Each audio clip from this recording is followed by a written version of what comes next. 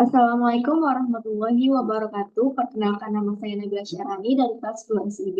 Pada pertemuan keempat pemrograman framework ini, saya akan membahas tentang Tailwind CSS. Sebelumnya, saya akan menjelaskan sedikit tentang Tailwind CSS. Apa itu Tailwind CSS? Tailwind CSS merupakan framework utility form yang mana itu akan membantu kita dalam membangun UI lebih cepat dan lebih efisien. Nah, di sini bedanya sama CSS yang biasa itu adalah kalau di CSS biasa kita tuh akan memanggilnya di sebuah kelas CSS. Nah, kalau di Tailwind CSS kita dapat memanggil secara langsung di codingannya. Nah, kita hanya perlu mengimport Tailwindnya saja. Lanjut kita masuk ke Tailwind CSS-nya. Yang pertama kita akan install terlebih dahulu Tailwind CSS-nya di terminal. Pastikan terminalnya berada di command prompt. Lalu kita ketikkan npm install tailwind css add tailwind css file. Lalu kita jalankan, akan terinstall seperti ini. Karena saya sudah menginstalnya, maka kita lanjut ke selanjutnya. Setelah diinstal, kita akan melakukan konfigurasi plugin file dengan cara menambahkan tailwind css file ke konfigurasi. Kita masuk ke file config.js, lalu kita ketikkan import tailwind CSS from tailwind CSS file. Kemudian kita masukkan tailwind CSS-nya ke dalam define config. Setelah itu, kita akan import CSS tailwind ke dalam file CSS kita. Kita masuk ke file index.css, lalu kita ketikkan import tailwind CSS. Setelah import Tailwind CSS, kita lakukan juga import file Tailwind-nya. Yang pertama, import terlebih dahulu URL-nya. Di sini kita import terlebih dahulu URL-nya. Di dalam URL ini kita mengimport dua font dari Google Fonts. Yang pertama ada insert digunakan untuk teks umum, font body. Lalu yang kedua ada Popin digunakan untuk heading, font heading. Nah, bagian ini dari prosesor atau plugin mungkin kalau item plugin mirip seperti definisi warna dan font yang ini digunakan sebagai tema. Contoh warna primer dan variannya ada di primary, primary light, primary dark, dan primary very dark. Kemudian ada warna teks ini didefinisikan ke color text 1, color text 2, dan color text 3. Kemudian warna background ada color background 1, color background 2, dan color background 3. Lalu ada font didefinisikan dengan font heading yaitu Popin dan font body-nya yaitu adalah Inter. Kemudian di sini ada root.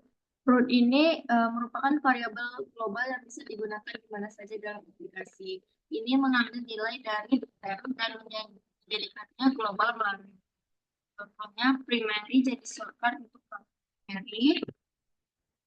Ini dia. Kemudian teks 1 menjadi shortcut untuk color teks 1 dan seterusnya. Apply background 1, teks primary, font body. Lalu kita akan membuat komponen sidebar yang pertama buat terlebih dahulu folder baru dengan nama komponen. Di dalam SFC ini kita buat folder bernama komponen. Dalam komponen ini kita buat file bernama sidebar.jsx. Lalu tambahkan kode komponen.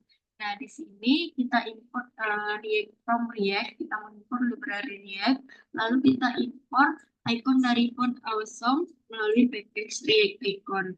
Nah, di sini ada form. Form ini merupakan ikon rumah, di file user ini ikon pengguna, file box icon kotak, dan file out merupakan icon out. Lalu di sini kita ekspor default function sidebar, functionnya bernama sidebar, yaitu berguna untuk mengekspor komponen sidebar. Nah, di sini ada H2 class name, berguna untuk membuat admin panel. Ukuran teks besar, fontnya tebal, lalu marginnya 6. Jangan lupa. Lalu di dalam sidebar ini ada pertama yang bernama dashboard. Nah, flex ini berguna untuk mengatur icon dan teks dalam satu baris. Lalu ini untuk rata tengah sedang vertikal, dan ada slit ini berguna jika antar elemen horizontal. Kemudian ada P3 itu paddingnya, kemudian hover background rate 700 itu berguna untuk ganti background saat hover, kemudian FD, sudut sedikit melengkung, lalu kursor pointer. Dan pointer ini berfungsi membuat kursor jadi tangan saat hover. Nah, sama dengan user, ini item keduanya yaitu adalah user. Dan di sini item ketiganya ada produk dengan ikonnya Fabox. Kemudian di sini ada button tombol logout di bawah sidebar. Kemudian kita membuat sebuah file bernama dashboard.jsx. Kita impor sama seperti sebelumnya, kita mengimpor library React. Kemudian kita mengimpor icon dari library React icon. Nah, di sini ada file user icon pengguna, filebox merupakan icon produk atau icon produk, $sign merupakan icon dolar atau keuangan. Kemudian di sini kita ekspor default function dashboard-nya, mendefinisikan dan mengekspor function komponen dashboard. Kemudian di sini ada count user. Di sini berguna untuk membuat array berisi 5 objek kosong hanya sebagai data dummy. Kemudian ada div plus name. Ini berguna sebagai kontainer utama. Kemudian di dalam kontainer utama ini ada satu card atau kotak statistik. Lalu dengan backgroundnya biru, kemudian teksnya adalah putih, padding ada padding, kemudian sudutnya dibuat bulat, kemudian flex icon center isi sejajar secara horizontal dan tengah secara vertikal. Kemudian di sini ada file user class name text 4XL RR4 berguna untuk menampilkan icon user. Nah, selanjutnya ini sama seperti sebelumnya, berguna untuk menampilkan produk. Hanya saja perbedaannya di sini menggunakan background hijau, labelnya diberi label produk. Kemudian di card terakhir itu ada icon $sign, label revenue, dan warna warnanya yaitu yellow. Lalu kita membuat sebuah file baru dengan nama header.jsx. Di sini kita import React from React-nya, mengimport library React, kemudian kita import icon dari library React icon. Nah, di sini ada icon fast search, merupakan icon pencarian, lalu label, icon notifikasi, file user circle, icon user profile. Nah, lanjut kita ekspor default function header-nya untuk mendefinisikan dan mengekspor komponen function header, div utama untuk header. Nah, di sini wavefull ini lebar penuh, kemudian flex layout-nya itu horizontal atau flex box. Jarak justify between, jarak maksimal antara kiri dan kanan, kemudian item center atau tengah secara vertikal, kemudian background white atau putih, lalu shadow dan bayangan, lalu ada padding 4. Lalu di sini ada kontainer input.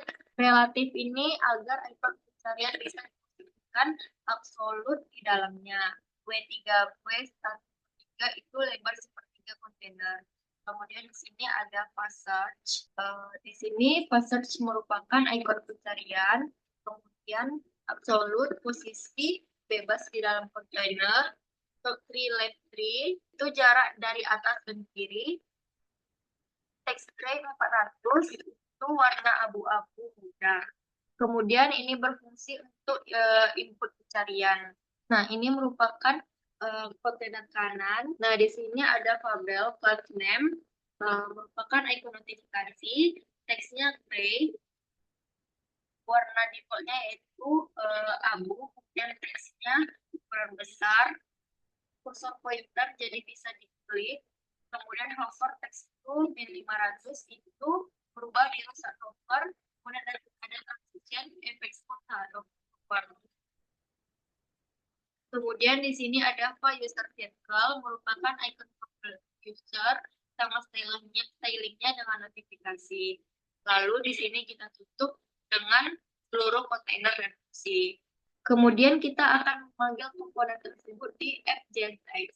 Nah, di sini kita import React from React untuk kita mengimpor React-nya terlebih dahulu, lalu kita mengimpor 3 komponen lainnya yang dibuat di folder komponen, yaitu ada sidebar, komponen sidebar, navigasi samping, biasanya itu diletak di kiri, di sini kita letak di kiri. Kemudian ada header, bar di atas untuk pencarian icon. Kemudian dashboard, konten utama seperti info, jumlah user, produk, dan lain-lain. Nah, di sini kita ada export default function app, membuat komponen utama bernama app dan mengekspornya sebagai default. Root container menggunakan flex. Flex itu ya adalah layout horizontal. Jadi sidebar dan konten utama di sampingnya.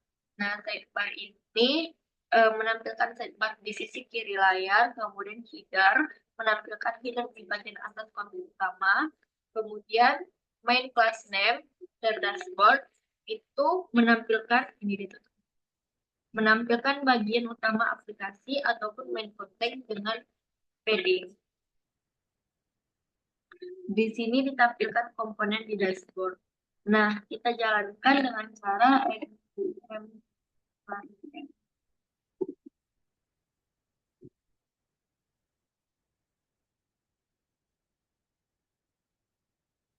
Nah, maka seperti ini hasilnya. Kesimpulannya, Tailwind CSS akan mempermudah kita dalam membentuk CSS dan juga membentuk tampilan UI-nya. Sekian dari saya. Wabillahi taufiq wal hidayah. Assalamualaikum warahmatullahi wabarakatuh.